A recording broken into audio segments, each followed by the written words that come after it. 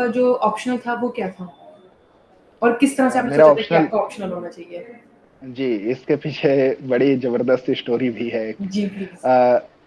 पहले मैं 2016 में जरा इसको मैं विस्तार से बताऊंगा। प्लीज़। 2016 में क्योंकि सिविल इंजीनियरिंग मेरा काफी अच्छा प्रदर्शन था एनआईटी रायपुर में। मेरे परसेंटाइल मतलब वहां पे ग्रेड्स भी 9.29 थे आउट ऑफ 10। तो दैट वाज, हाँ, वेरी गुड। तो मैंने उस समय सोचा था कि सिविल इंजीनियरिंग एज ऑप्शनल अपना सेलेक्ट करूंगा।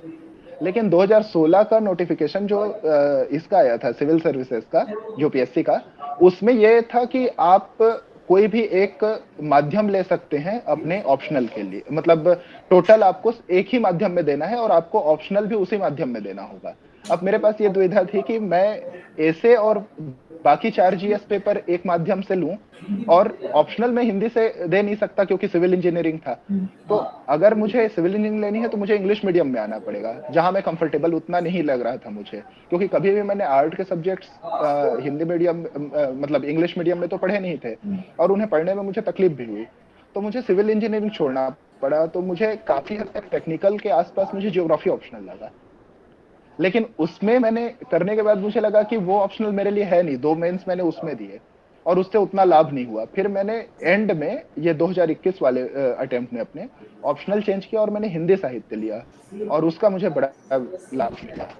तो ज्योग्राफी ऑप्शनल से पूरा करने के बाद मैं हिंदी ऑप्शनल में आया। 2 मेंस मैंने ज्योग्राफी ऑप्शनल से लिखे थे। जी। ओके, तो आप ये कह रहे हैं कि आपका तीसरा अटेम्प्ट था जिसमें आपने यूपीएससी क्लियर करा है? नो मैम, ये चौथा अटेम्प्ट था। बीच में 2018 में मेरा प्रीलिम्स ही क्लियर नहीं हुआ था। ओके। 2 मैंने प्रीलिम्स क्लियर किए थे और इंटरव्यू कॉल उन दोनों में नहीं आया था। ऑप्शनल में काफी कम नंबर रह गए थे। और अभी हिंदी साहित्य लेने पर मैंने, यही मैं जैसे अभी कह रहा था कि मैंने पूरी सेल्फ स्टडी पे ही रिलाई किया। मैंने ऑप्शनल के लिए कोई भी कोचिंग नहीं ली थी। ओके। तो उसका मुझे लाभ मिला था।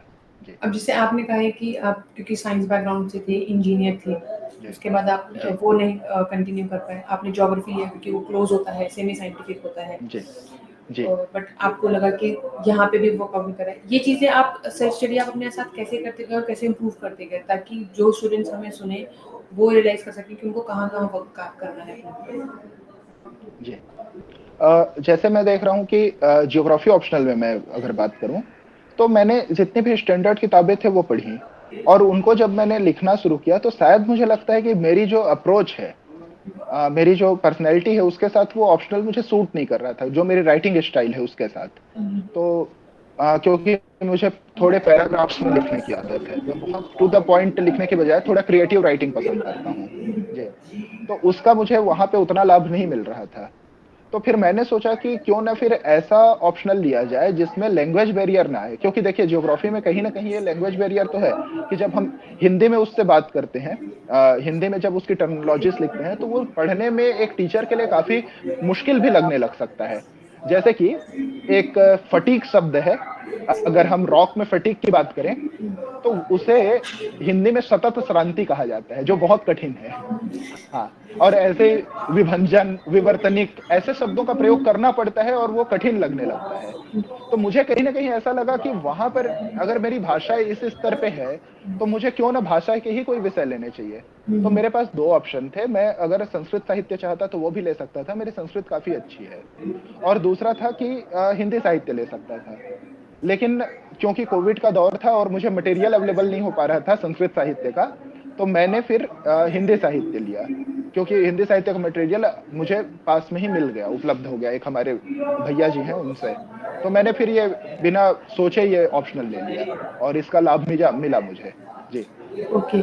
अच्छा, ये जैसे आपने कहा कि संस्कृत का नहीं मिल पाया, हिंदी मीडियम के जी। स्टूडेंट्स का शायद ये कन्फ्यूजन है कि वो इसलिए नहीं निकाल पाते क्योंकि उतने रिसोर्सेज अवेलेबल नहीं जितने शायद इंग्लिश मीडियम के स्टूडेंट्स के लिए है। तो ये कहाँ तक सही है और आपने कौन-कौन से रिसोर्सेज थे जिनको आपने पढ़ा या जिनसे आपने हेल्प ली?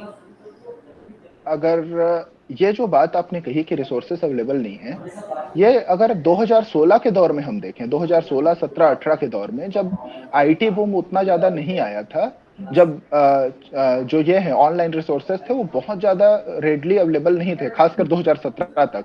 तब ये बात काफी मतलब जायज लगती थी। लेकिन अभी के समय में, क्योंकि जैसे उस दौर में अगर हम देखें कि गूगल ट्रांसलेटेड मटेरियल्स मिलते थे, जिसको पढ़ पाना बड़ा मुश्किल होता था, और उससे कई बार होता था कि मुख्य चीज़ छूट जाती थी।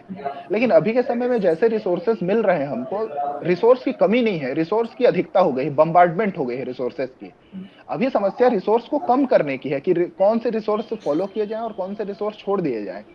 अभी रिसोर्स की कमी तो बिल्कुल भी नहीं है। आप यूट्यूब पे खोलिए, आपको इतने सारे वो मिलेंगे, वीडियोज़ मिलेंगे, आपको पेपर पढ़ने की ज़रूरत नहीं है, इतने वीडियोज़ हैं। लेकिन उसमें से किसको फ़ॉलो किया जाए, ये बड़ा मुश्किल है, हमारे लिए चैलेंजिंग है। और ये भी नहीं है कि हम केवल एक रिसोर्स फ़ॉलो करें। हर स्टूडेंट के लिए, स्टूडेंट दर स्टूडेंट, वो रिसोर्सेज़ डिफरेंट हो सकते हैं। किसी को कहीं समझ आ सकता है, किसी को कहीं समझ आ सकता है। तो रिसोर्स की कमी तो बिल्कुल भी नहीं है, अधिकता ज़रूर है। ओके। जी। आपने जब ये आप कह रहे हैं कि प्रीलिम्स नहीं क्लियर कर पाए, उसके बाद मेंस हाँ। शायद हुआ था, फिर जी। तो ऐसे में डर लगता था, फेलियर का एक सेल्फ डाउट होता था, तो उसको कैसे ओवरकम करते थे? हाँ, मैं इसमें थोड़ा-सा ट्रेडिशनल अप्रोच के साथ गया। सेल्फ डाउट तो हमेशा होगा, और ज़ाहिर-सी बात है कि जैसे हम अभी देखते हैं कि 1824 स्टूडेंट ने इंटरव्यू दिया। इंटरव्यू के लेवल पे बात कर रहे हैं, प्रीलिम्स और मेंस के लेवल पे तो बात ही नहीं करनी। और उसमें से भी फाइनल लिस्ट में करीब 750 स्टूडेंट क्लियर कर पाए हैं। बहुत से स्टूडेंट ऐसे हैं जो रिजर्व लिस्ट में हैं, और शायद वो रिजर्व लिस्ट से ही बाहर हो जाएँ। ये सच्चाई है इस एग्ज़ाम की, 0.1% चांसेस ओनली। तो हमें मोटिवेटेड तो रहना पड़ता है, और आप किसी स्तर पे नहीं कह सकते कि आप फुली प्रिपेयर्ड हैं। इवन जैसे अभी 5 तारीख को प्रीलिम्स है, मैं कह नहीं सकता कि मैं अभी वो क्लियर कर पाऊँगा कि नहीं, बिल्कुल नहीं कह सकता। और कोई भी स्टूडेंट ये नहीं कह सकता, इवन टॉपर के लिए भी वो मुश्किल होगा कि वो, टॉपर को भी नहीं पता कि वो टॉप करने वाले हैं, ठीक है? तो इस स्थिति में आपको फेलियर के लिए तो रेडी रहना पड़ता है। अब कई बार इसके कारण से तनाव आएगा, डिप्रेशन आएगा, स्ट्रेस आएगा, तो उसको डील करने के अपने-अपने अप्रोच हो सकते हैं। मेरा अप्रोच थोड़ा-सा डिफरेंट था, मतलब लोगों की नज़र में। मैं जैसे कि रामचरितमानस और गीता को अपना बेसिक सोर्स मानता हूँ मोटिवेशन का।